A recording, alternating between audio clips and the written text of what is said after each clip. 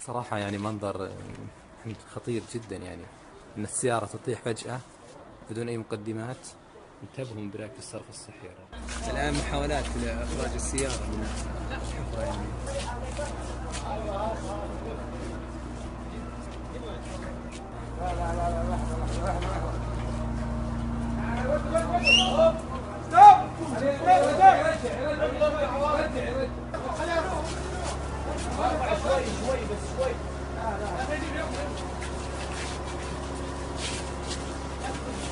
انتهت عملية إخراج السيارة بسلام صراحة، يعني من أول محاولة ما شاء الله تبارك الله، ما قصر والله يعطيهم العافية.